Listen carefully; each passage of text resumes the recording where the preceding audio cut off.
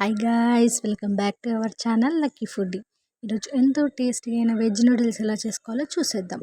ఈ ప్రాసెస్లోకి వెళ్ళిపోయే కంటే ముందు ఈ వీడియోని ఎక్కడా స్కిప్ చేయకుండా చూసేయండి. ఇప్పుడు ప్రాసెస్లోకి వెళ్ళిపోదాం.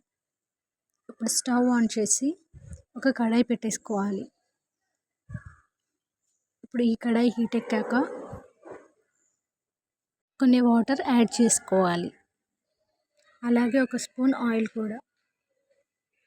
ఇప్పుడు ఈ వాటర్ బాయిల్ అయ్యాక నూడిల్స్ వేసుకొని బాగా ఉడకనివ్వాలి.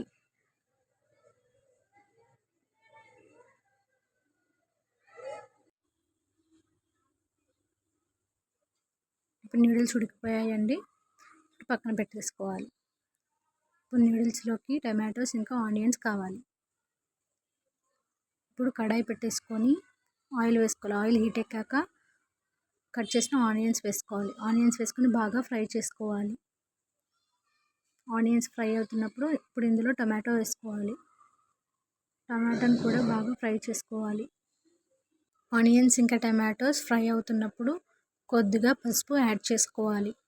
ఇప్పుడు బాగా మిక్స్ చేసుకోవాలి. ఇప్పుడు ఇందులో కొద్దిగా కారం, టేస్ట్కి సరిపడా సాల్ట్ వేసుకొని బాగా మిక్స్ చేసుకోవాలి. ఇప్పుడు నెక్స్ట్ మనం ఉడకబెట్టుకున్న నూడిల్స్ని యాడ్ చేసుకోవాలి. ఇప్పుడు ఈ నూడిల్స్ని బాగా మిక్స్ చేసుకోవాలి. ఇప్పుడు నూడిల్స్ మసాలా యాడ్ చేసుకోవాలి. సోయా సాస్ ఇంకా టమాటో సాస్ని కూడా యాడ్ చేసుకోవాలి. యాడ్ చేసుకొని వాటిని బాగా మిక్స్ చేసుకోవాలి.